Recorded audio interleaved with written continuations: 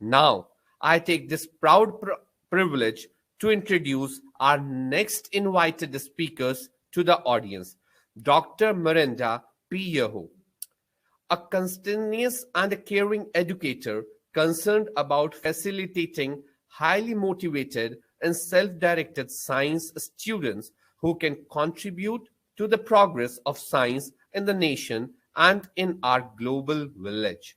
Accomplished career demonstrating consistent success as an educator and researcher at the secondary, pre-university level, A level, outstanding experience in developing students who are intrinsically motivated and self-directed, who pursue knowledge successfully, vast experience in developing and implementing special programs for special needs students, undermotivated students, ethnically diverse populations, and second language learners.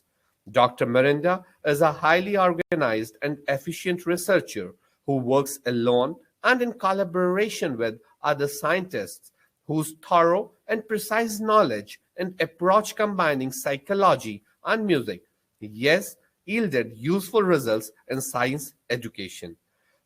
Dr. Miranda is PhD in Education Psychology from Putra University, Malaysia in 2003.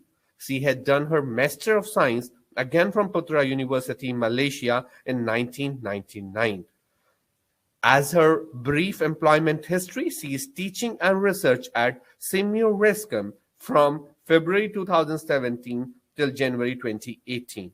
Now, without any much delay, I welcome Dr. Miranda to come and deliver her invited talk. I request Dr. Miranda to raise her hand so that she can come on the main screen as a presenter. And I'm very happy and pleased to be here with the rest of you in this SRD conference.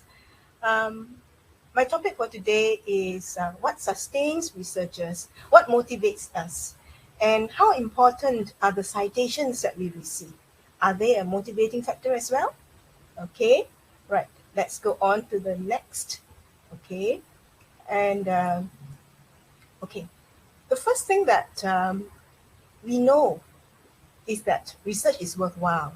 Okay, from research, we understand our environment, we build a knowledge base, we learn many things, we grow mentally, emotionally, and we get the recent information to make right decisions.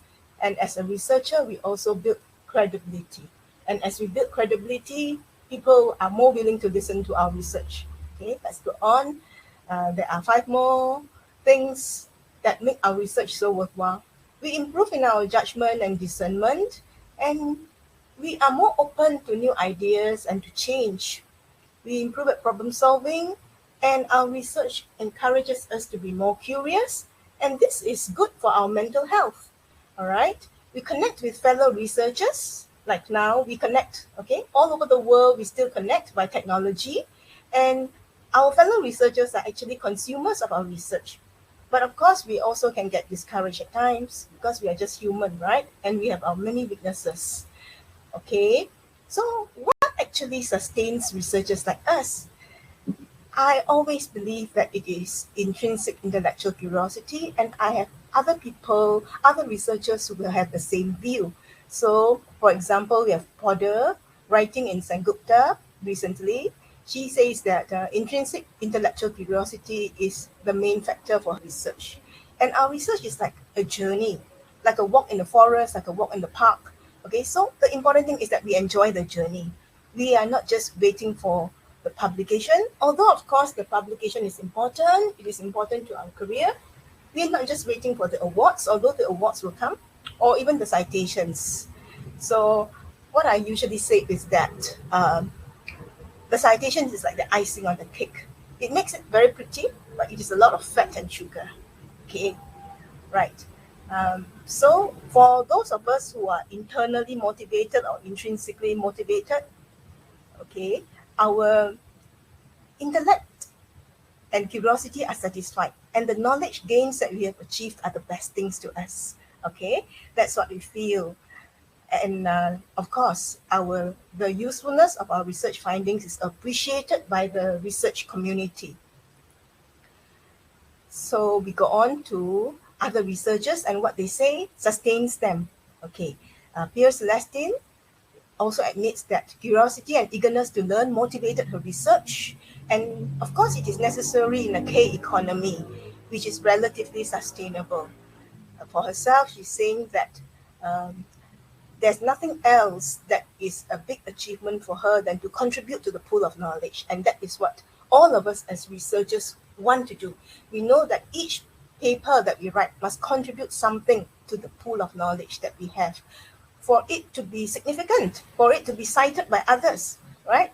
And then I'm also very aware that my research contributed to the designing of education policies, because while I was at Matriculation College, I studied the motivation of my students, and I found that they are motivated by extrinsic factors and not so much by internal factors. So they were motivated by wanting to get the best grades. You cannot blame them, right? They are motivated by wanting a very good career. That's also right. So I suggested that we do not despise such extrinsic motivation, but we also want to cultivate the students' curiosity to seek knowledge, their self-confidence, their self-determination and self-efficacy, because we want them to be internally motivated, as I am, for example. And we want them to continue to study even when rewards cease. They are not just studying for the rewards, right? Okay, now we have another person, we have Pierre Celestine again. She's saying that what keeps me going through the ups and downs is being modest. And of course, when times are good, she will celebrate. And when times are not so good, we accept them, we learn from them, we move on. All right? So, and I agree with that. I agree that it is good to be realistic about our research. It is wise. And I would not put my happiness in these circumstances because I know that I have little control over them. Okay. Now, another person, Dufour, also admitted that it was this intellectual curiosity. Okay. And she gets some thrill for doing projects. She was so happy to do it because she was passionate about it. It's internal. It's an intrinsic motivation. And she has learned to ask the right questions and to be rigorous. So, of course, she learns like we do to be discerning, right? And we do not regret our research journey. I believe that none of us really regret it. Okay, let's go on. Okay, so all of us have a common belief in the relevance of our research and the place in our life. That is the important thing. As I said, it is a research journey and we enjoy the journey, believing that we are pursuing the right thing. Okay, we focus on this journey as a researcher and as an academic. And of course, we know that you will get the product. You will finish a thesis, you get your publications done, and the citations will come, right? Okay. Now, I was also concerned to share my research to students that I don't meet face-to-face. And so I downloaded them on ResearchGate, on Academia, and on Google Scholar. Okay, so we know that we have to continue to research and write meaningful papers, and we are concerned about the quality of our papers. And we know, for example, I know that this particular paper that I write is significant. It will drive the knowledge base up. And of course, such a research paper is likely to be published and cited. Okay, now let's go on to our modern ways to evaluate our research. Now, how do we determine the quality of this paper that we are writing? Of course, we write it, we publish it, and it is peer reviewed. So once it is peer reviewed, it is considered to be sound, novel, and publishable. And of course, we have electronic publication nowadays, and we have this number of reads. So for example, if you search any one of us, even myself, my name on ResearchGate, you will get the number of reads that my staff on ResearchGate has gained, right? So that shows the interest of the scientific community. They want to read it, all right? That's just the reading. Next, you have the number of downloads. Now, if somebody is willing to download, that means that they are keeping it, right? They're keeping it. They're willing to make a sustained effort to understand what you write, okay? And most important, of course, is the number of citations. So are citations important? Oh, yes, it is important. But again, I would not put my happiness on it. All right. So for number of citations, we know that people who cite the article, they read it. They say it is relevant. And it is good for me to cite this work. It is good for my work if I cite this work. So of course, it shows that there is quality in a paper that is being cited. Okay, so the number of citations is a judgment of the quality of research. Okay, now, and they are a good measure of the quality, and we value them, of course. All right, let's go on. Now, I want to share certain points in my research journey and certain papers that I published, and what developed me as a researcher and what sustained me. Okay, so here in this first slide on my research journey, I want to discuss with you that one very early research paper that I wrote was when I was still doing my PhD, and I wrote it with my supervisor. Okay, it was on music psychology, actually, in the under educational psychology. So my research data showed that Malaysian students preferred pop music over ethnic Malaysian music. Ethnic Malaysian music is, of course, Chinese music, Indian music, and Malay music, but our students did not really like that music, and they like pop music. So from that, we had 3 strategies that were novel, that were new, so that we could achieve all 5 objectives of the music education program. At that time, we had music education in 20 schools in the country. And so I did this research, and because what we did was novel, it contributes to the knowledge base, and I have had several citations from people in various countries for this particular paper that I wrote with my supervisor. But of course, in the beginning, I had 0 citations, but I knew that if I were to pursue my research and add to the body of knowledge and enjoy this journey, I don't have to worry whether I will get citations or not, right? Okay, then after teaching in 2 schools for many years and gaining a lot of knowledge and gaining a lot of experience, I was promoted to a matriculation college, which is a pre-university college. And when I was there, I tried very hard to help my students to get answers. What will help them? How will I help them to study biology, to remember these difficult processes? So I researched and I used musical mnemonics, songs, to teach them so that they will remember the biochemical pathways, all these pathways, Krebs cycle, glycolysis, oxidative phosphorylation, etc. And of course, I wrote out all the things that I did. I wrote out the songs that I used. I made video recordings and uploaded everything on ResearchGate. So these songs actually help my students. Okay, you can read my research papers on either academia or ResearchGate. And that was what I did. I did for 9 of the most difficult biochemical processes. Okay, let's go on. Okay, then I continued to teach. And I started to write for journals because earlier on, I did quite a lot of conference. Okay, I spoke at conference on my musical mnemonics. Then I started writing for journals. And of course, I wrote for the local journals based in Wrexham, Seymour Wrexham. And I learned to be careful. Do not plagiarize myself. Read new things, okay? Have new literature review and tie up my research to the national education policies, okay? So that it makes it worthwhile and people understand that it is necessary. That's why you're doing it, okay? So if I had only written for conferences, then perhaps they would not have reviewed my paper so well and I wouldn't learn so much. So of course, from then onwards, I cited my previous works and others also cited my works. And that was how I got the citations. Okay, now besides this research on musical mnemonics, the very important thing was about the motivation. How can I motivate my students to study biology? Okay, are they internally motivated, intrinsically motivated, or extrinsically motivated? So I wrote this paper on motivation and achievement to study matriculation biology with my co-author. My co-author was from ResearchGate. He's an Italian professor, right?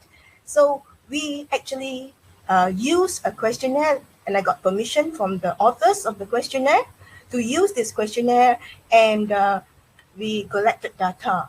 Okay, we collected data, and from his questionnaire, there are 2 items of extrinsic motivation. They are grade motivation and career motivation. And for intrinsic motivation, there are 3, which is curiosity, self-efficacy, and self-determination, SD. So there are 5 altogether, 5 of these components making up motivation. 2 of them are extrinsic and 3 of them are intrinsic. Okay, so what I found was that our students were more extrinsically motivated than intrinsically motivated. Okay, and the girls, they had higher self-determination as the career motivation. This is extrinsic motivation and grade motivation. And the boys had higher self-efficacy and they had higher achievement in biology, but it was not statistically significant. So I found this mean total motivation had the highest correlation with achievement. The total motivation means the intrinsic plus the extrinsic. So we decided, okay, we'll make full use of the extrinsic motivation. And I don't blame my students for being extrinsically motivated. Okay, don't we have many people in our society, sports guys and all that, who are extrinsically motivated by the awards, by the cash that they can gain in their respective fields? And don't we even have politicians who are extrinsically motivated? But as an educator, I want my students to be intrinsically motivated as I am, because I know that this is going to drive them when rewards end, when awards end. Okay, so this was quite a good paper, and it was one of my most cited. Okay, so they were my findings showed that they were motivated by grades and career. All right, and I said we do not despise extrinsic motivation, because one day they may wake up and know that it's better if I have curiosity. It's better if I pursue these things and don't think of external awards. Okay, and of course, actually, in the years that I was working, I found that the rewards that I get from interactions with my students and my friendships with them were far better than earning a salary. Of course, you need the salary. That's an extrinsic. But I really valued the interactions I had with my students, the opportunities to add to their life. Okay, so I concluded this study and said that fostering motivation, whether it is extrinsic or intrinsic, would lead my students to careers based on science and scientific literacy. And right now, this pandemic is telling us that we have to make scientific decisions, okay, that regulate our life. And what about the next pandemic? Or what about the next coming catastrophe? What about climate change? So, of course, we have to have all this intrinsic motivation and extrinsic motivation together, okay, to make up the total motivation that will move us so that we have this scientific literacy.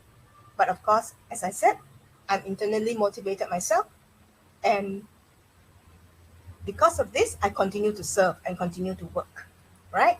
Okay, so while I was teaching at matriculation, I had to apply for permission to publish my research, and although I applied for a lot of permission for the musical mnemonics, this was the first time for this particular research paper on motivation that the bosses in the matric division asked me to come for a meeting. So I went there.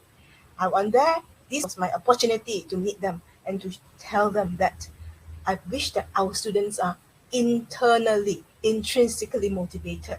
I wish that our society, our country has people who are intrinsically motivated, who think of what we can contribute to the society and not just think of a salary.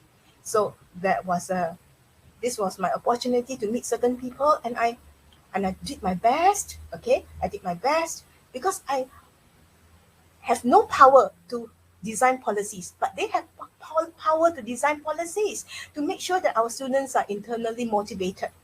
Okay, so now let's go on. Okay, now I also did research on collaborative learning at the beginning of the time when I was in matric. Okay, I started there in 2010, and I only published this paper in 2013 because I took my time, and I used the chapter expression of biological information. This is the topic of DNA replication, okay, transcription, protein synthesis, and the lac operon. So I did my research early, but I took my time to publish because, as I said, I'm intrinsically motivated. I'm not thinking of the paper. I'm thinking of my students. Okay, so for this particular research on cooperative learning, these were the data, and it showed that the students who were in the collaborative learning group performed better. Okay, I don't have to tell you this because you can get it from SRD. All these slides are with SRD. Okay, okay. And then another thing that I researched on was self-directed learning. I wanted my students to be independent learners. I don't want them to be dependent on the teachers. I want them to press forward. Okay, and for this particular research, I collaborated with people on ResearchGate who were in Europe. I had Enzo, and I had Lubomir, and I had Anna. Okay, they were from Romania, Serbia, and Italy. Okay, so this particular paper was published in a journal that had some impact factors, and it was also one of my most cited research papers. So our students reported that they want to be independent learners. Okay, and I use a bigger sample size than the person who used who did that study. This person was Prosuk. She only had 66 respondents, but I had 111. So this was the result. Two factors: knowledgeable and organized teachers and promotion of active learning. They correlated significantly with the satisfaction of the self-directed learning experiences at Matriculation College. Okay. Okay, then before I retired from matriculation, I had a lot of interaction with people on ResearchGate, and I went into this problem of predatory publishing. And so there were many people telling us to be careful of journals that would publish a paper. They don't even do a review, and that was something that we did not like. We wanted them to do a review and help us to improve on the paper. So for this particular paper, I had some of my previous co-authors, and I also had Sabah Zaid. Sabah Zaid is from Pakistan. All right. So we collected the data. Okay, I had a comparison of the experiences of the researchers in Europe, and I compared that to Asia. Okay, so this was something that was novel. It was something that was new. Because of these things that we did, the paper was well cited. It was much cited. Okay, so all my co-authors, they read my drafts through many times. They helped to collect data, and then they checked through my analysis. That was what they usually did, but I did all the writing. Okay, so now for this problem on predatory publishing, when we send a paper to the journal, we do expect a review. Okay, we expect them to be ethical, and if they do not do a review, we say that they are unethical. But of course, we must clarify that they are a business, and in the way in which they are running the business in their society is ethical. They are not cheating anyone. All right. So when we talk about predatory, it is from our viewpoint as a researcher. They didn't redo the review. Okay. So I tried to avoid them, and I sent that particular paper to a journal that was publishing several articles on predatory publishing, but they rejected my paper. So okay, fine. Because they had given me some amendments, I did my amendments. They told me certain things could be improved. I did the amendments, all right? Okay, but then I was wondering, did they reject my paper because I was new? Because I was a new researcher, and then they might say that, oh, you might not get cited. So if I don't get cited, then they cannot keep the high impact factor, all right? So I did not worry too much about that. I continued, all right? So now, these were the things that we did. We had 30 researchers all together, okay, 15 from Europe and 15 from Asia, and how they had encounters with such journals. Most of the time, it was researchers in Asia who had many interactions with such predatory journals, whereas in Europe, they had a lot of journals that they could write for, okay? So there has not been research investigating the views of researchers on how publishing in predatory journals would affect their scholarship, okay, or the challenges that are posed by the predatory journals, because so many of us did not even recognize them. We thought that they are fine, Okay, right. So we continue. Right. So when the journal rejected my paper, I suddenly got a message from one of my co-authors, and the university journal wanted to publish our paper. So I've already amended it and I sent it to her, right? So they published it in the bulletin, and we had the honor to be the first paper, all right? And it was also one of the most cited. And that is not related to my area of learning, because actually my area of learning, my research area is learning, but it also affects me because I'm concerned about being ethical. Okay, so after that, I came to work in Simorexum. In my mind, I was already certain that I would do things that were ethical. So besides predatory publishing, which I rejected, I also do not want to involve myself in gift publishing or ghost publishing, and whatever people may say, I will take my stand because I believe in being ethical, right? Okay, so that paper was a pioneer study. We investigated the satisfaction of researchers from publishing in these legitimate journals and the predatory journals. Okay, the respondents admitted that they lacked experience to spot predatory journals, and they wanted the paper to be published quickly. So that's why they fell prey to predatory journals. Okay, so frankly, the respondents did not like those journals. They considered them to be fake journals. They regretted their experiences. And so for this paper, we concluded that we should navigate our publishing so that as individual researchers or as a group, we have the resources and ability to do honest, ethical research to fill in the gaps of knowledge. If we can do that, whether as individuals or as a group, then we do not have to worry whether our papers will be cited or not. Okay, so of course, I had moved into Wrexham, but I can only include the persons who contribute, who make intellectual contributions, and I cannot include the colleagues in Wrexham because that would not be fair to my co-authors who actually make contributions. So that's what I was saying. No gift publishing, no ghost publishing. So all this while, my ethics have been always in my mind and guiding my heart. Okay, so okay, I did not set out on the journey to get citations, but I know that the citations will reflect the quality of the research paper. My motive was to solve my students' problems in learning, and then of course I got onto this research on ethical publishing. Okay, so I think that if the reputable journals which have some impact factor do not want to publish my papers because I was new, I send it to the local journals like Learning Science and Mathematics in Simorexum. Okay, there's no prejudice, it will get published.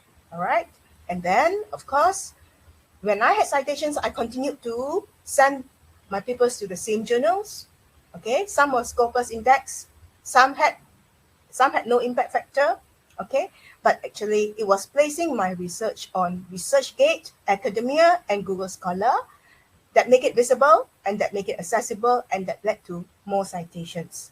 But of course, I would still publish in the local journals, okay? I'm convinced that the content and relevance of the research are the things that make our research paper cited, okay? These are the elements. It has to push the knowledge forward. It has to be relevant to the community of researchers. The researchers are the ones who are the consumers of our research. Okay, so I'm very thankful. I hope that my short sharing will motivate you, will sustain another researcher on this research journey.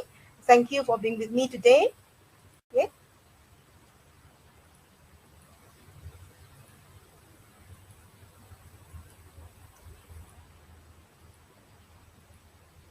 okay, thanks to all of you. Okay,